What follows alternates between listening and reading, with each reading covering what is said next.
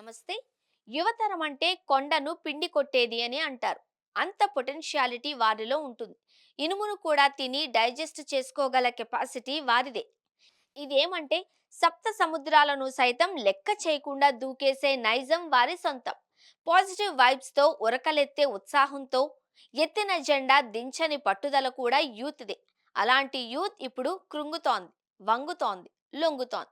ఎందుకిలా? లోపం ఎక్కడుంది అన్నది కనుక విశ్లేషిస్తే చాలానే కనిపిస్తాయి.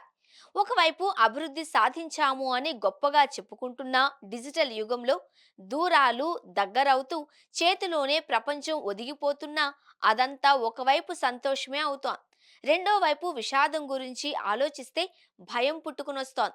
ముఖ్యంగా యంగర్ జనరేషన్ మీద డిజిటల్ యుగం తెచ్చిన అతిపెద్ద సైలెంట్ వార్ ఏంటి అన్నది చూస్తే కనుక ముప్పు ప్రతి ఇంట్లోనూ పొంచి ఉంది అనిపిస్తుంది. ఈ భారాలను మోసేది భవిష్యత్తు తరమని తెలిసినప్పుడు మరింతగా మదన పడాల్సిన అవసరము ఏర్పడుతోంది. ఈనాటి యువతరాన్ని ఒక్కసారి పరికిస్తే చాలు ఎన్నో విషయాలు తెలుస్తాయి.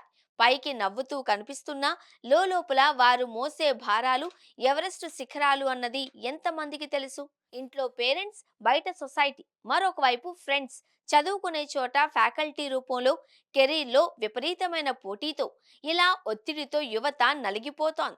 అటు ఇటు కాని మనస్సుతో ప్రతి క్షణం తనలో తాను యుద్ధమే చేస్తోంది. దాని ఫలితంగా యువతలో మానసిక ఒత్తిడైతే పెద్ద ఎత్తున పెరిగిపోతోంది. ప్రతి విషయంలోనూ పోలికలు తెస్తున్నారు. ప్రపంచమంతా ఓపెన్ అయిపోయిన నేపథ్యంలో యువత జీవితం వ్యక్తిగతం నుంచి సామూహికం అయిపోయింది.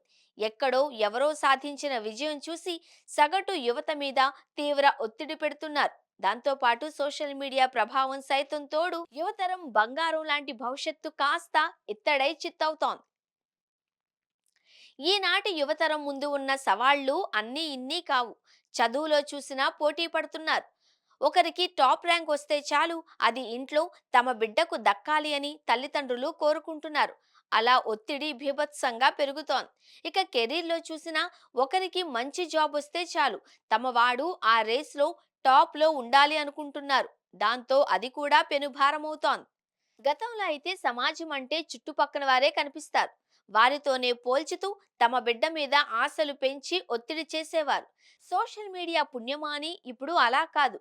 ఎక్కడో ఖండాంతరాలలో ఎవరో ఏదో సాధించారు అంటే చాలు, తమవాడు అలాగే ఉండాలి అనుకుంటున్నారు. ఆ పోలికలు తెచ్చి మరీ డిమాండ్ పెడుతున్నారు. దీంతో పాజిటివ్నెస్ లేకుండా పోతోంది. అదే సమయంలో నెగిటివ్ కంపారిజన్ కు ఇదంతా దారితీస్తోంది. ముందు కుటుంబం నుంచి ఒత్తిడి మొదలవుతుంది. ఆ మీదట సమాజం నుంచి అది మరింత పెరిగి పెద్దదవుతోంది. అలా యువత మీద మోయలేని టార్గెట్లు పెడుతున్నారు.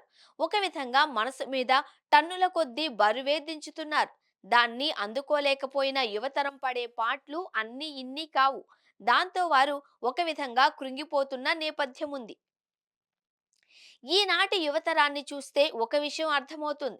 వారి ముఖంలో నిద్రలేమి కొట్టొచ్చినట్లు కనిపిస్తోంది. తరచూ ఆవలింతలతో ఏకాగ్రత లేకుండా గడిపేస్తున్నారు. దానికి కారణం నిద్ర టైంని దారుణంగా తగ్గించేసుకోవడమే. అలాగే మంచి ఆహారం తీసుకునే తీరిక, ఓపిక, అభిరుచి, ఆసక్తి కూడా లేకుండా తయారవుతున్నారు. ఇక చేతిలో స్మార్ట్ ఫోన్ ఉంది. దాంతో పగలు రాత్రి తేడా లేకుండా స్క్రీన్ టైం పెంచేస్తున్నారు. దీంతో విపరీత పోకడలతో మారిన జీవన శైలితో యువత మానసికంగా, శారీరకంగా కూడా పూర్తిగా డల్ అవుతోంది.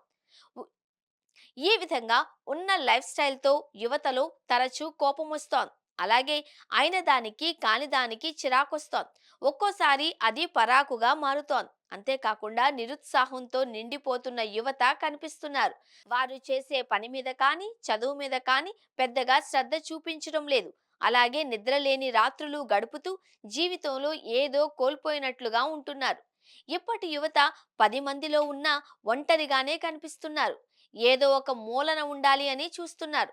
మనసు కూడా అలాగే ఉంటోంది. ప్రతిదానికి అతిగా ఆలోచించడమే కాదు, పూర్తిగా నిరాశ నిస్పృహలతో కొట్టుమిట్టాడుతున్నారు. ఇవన్నీ అత్యంత ప్రమాదకర లక్షణాలుగా మానసిక వైద్య నిపుణులు చెబుతున్నారు. ఈ లక్షణాలను ఆరంభ దశలో గుర్తించకుండా ఏమాత్రం నిర్లక్ష్యం చేసినా కూడా అవి లాంగ్ టర్మ్ లో ఖచ్చితంగా మానసిక ఆరోగ్యంపై భారీ ఎత్తున ప్రభావం చూపుతాయని హెచ్చరిస్తున్నారు. చిత్రం ఏంటి అంటే డిజిటల్ యుగంలో పడి కొట్టుమిట్టాడుతున్న యువత అసలైన లోకాన్ని మర్చిపోతోంది. వాస్తవ్య ప్రపంచం వైపు కన్నెత్తి చూడడం లేదు.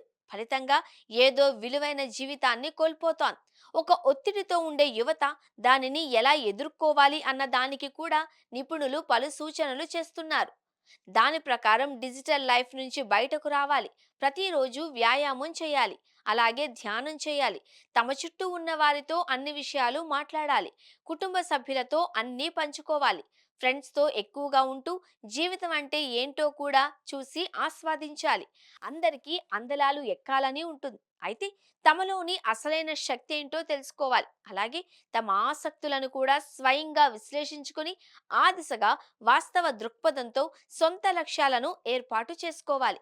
ఆ మీదట ఆత్మవిశ్వాసం కూడా పెంచుకొని తాము సాధించగలము అన్న నమ్మకంతో ముందుకు అడుగులు వేయాలి. మానసిక ఒత్తిడి నుంచి యువత ఎంత త్వరగా బయటపడితే అంతలా జీవితం బంగారం అవుతుంది. ఒత్తిడిలోనే ఉంటూ అందులోనే మునిగిపోతే మాత్రం నిండు జీవితం పూర్తిగా పాతాళానికి జారిపోతుంది. సో యువత, స్మార్ట్ జాగ్రత్త. జీవితం ఒక వరం అన్నది గుర్తించాలి. ఏది వాస్తవం, ఏది భ్రమ అన్నది గ్రహించి మంచి వాతావరణం వైపుగా అడుగులు వేస్తే తామే కాదు తమ కుటుంబాన్ని, సమాజాన్ని కూడా ప్రగతి పథంలో తీసుకుని వెళ్ళగలరు.